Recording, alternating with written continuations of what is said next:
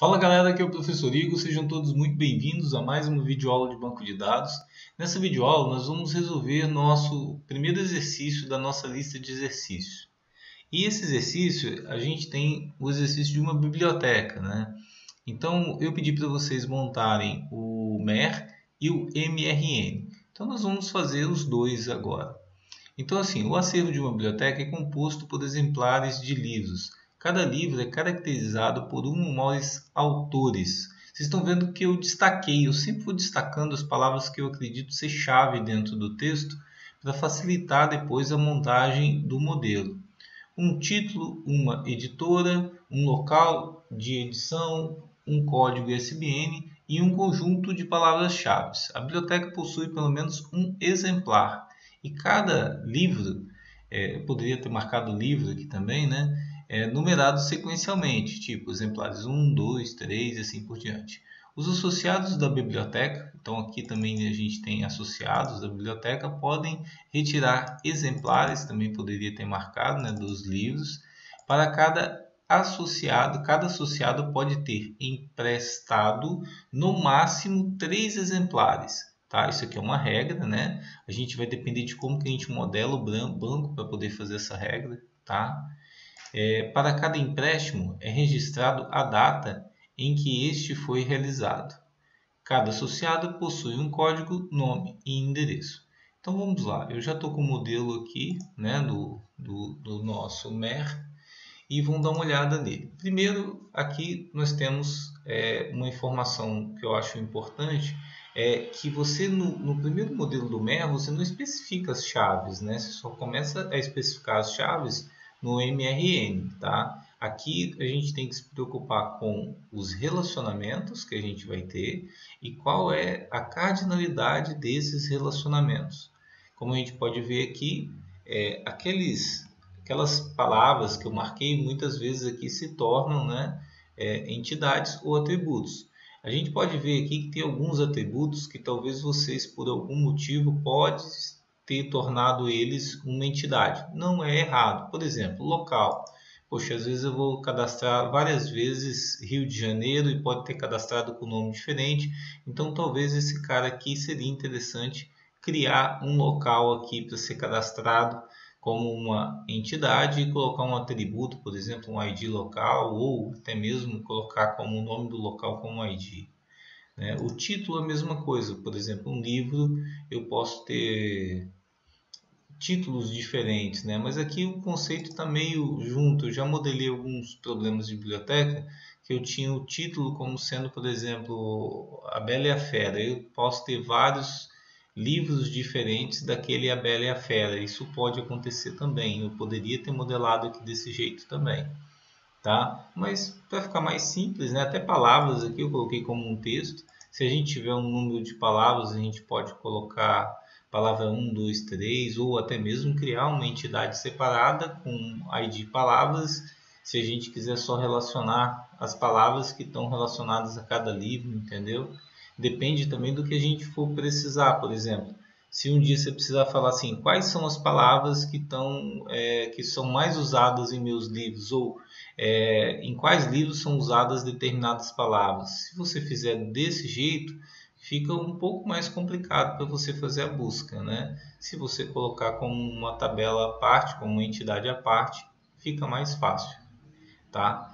Outra dica importante para vocês, por exemplo, quando vocês tiverem uma restrição, sempre coloca ela como um comentário no modelo, né? Isso aqui é algo que não dá para a gente acrescentar aqui agora, mas vai depender da forma que a gente modela. Por exemplo, eu posso modelar essa entidade de empréstimos aqui falando que um associado pode ter emprestado 3 exemplares, mas poxa, mas e o histórico do exemplar? Será que ele só vai poder pegar 3 e nunca mais vai poder pegar? Aí depende de como que está estruturado até a parte do software. Por exemplo, quando eu empresto, eu retiro dessa tabela e excluo ela, não guardo o histórico dos livros que um associado pegou, né, dos exemplares que ele pegou. Então vai depender de algumas regras que a gente vai poder especificar mais para frente. Como vocês podem ver, eu não adicionei chave primária aqui, né?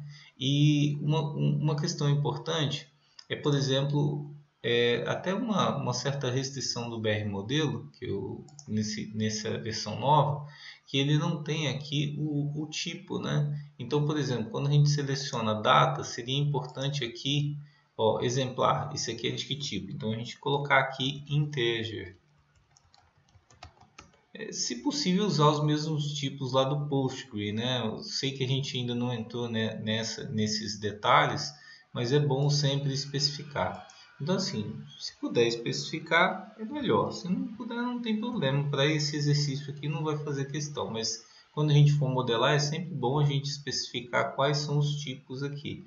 Então, por exemplo, o nome aqui, vamos supor, um varchar de, vamos supor, 20, né? Endereço pode ser um varchar de 50, né? E assim por diante, beleza?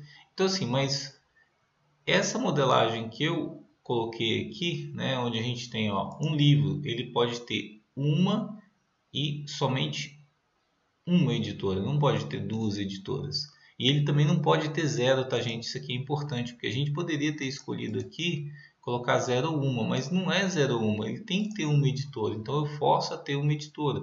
E uma editora, ela tem que ter pelo menos um livro ou vários. Se eu colocar zero, significa que uma editora pode ter 0 livros. Se isso for válido para o nosso problema, beleza, tá, gente? Né? No texto do nosso problema não especificou nada disso. Então, isso daqui também eu não vou cobrar, sim, pode ser 0 ou vários.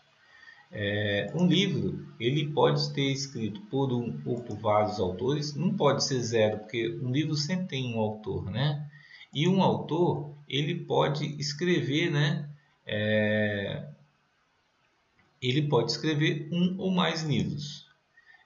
Um exemplar é de um e somente um livro, não tem um exemplar que é de 2 livros ou um exemplar que é de 0 livro, não existe essa situação.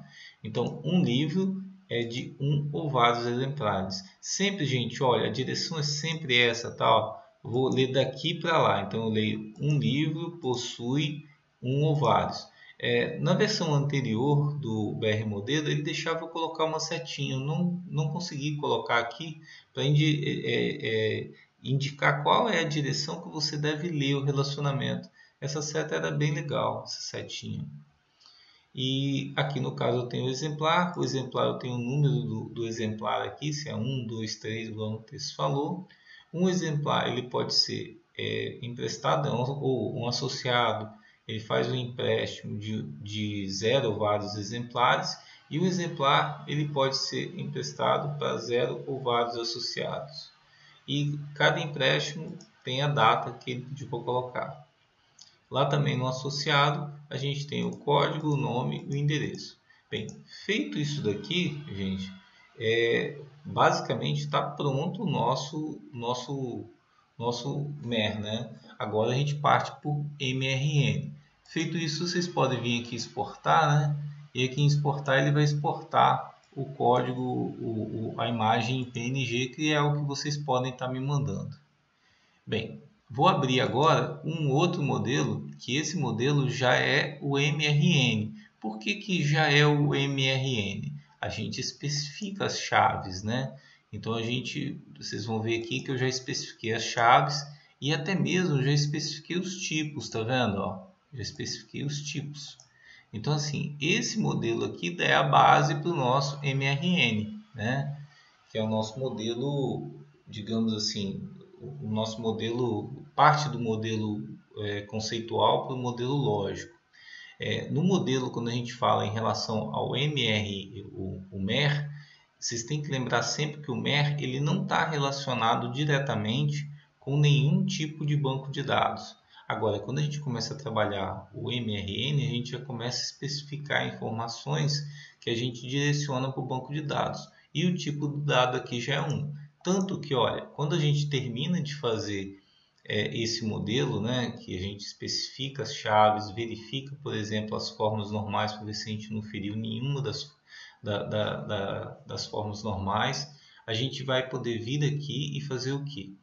Depois que eu fiz as modificações, coloquei os tipos, a gente já pode vir aqui fazer o diagrama, comandos, converter para modelo lógico.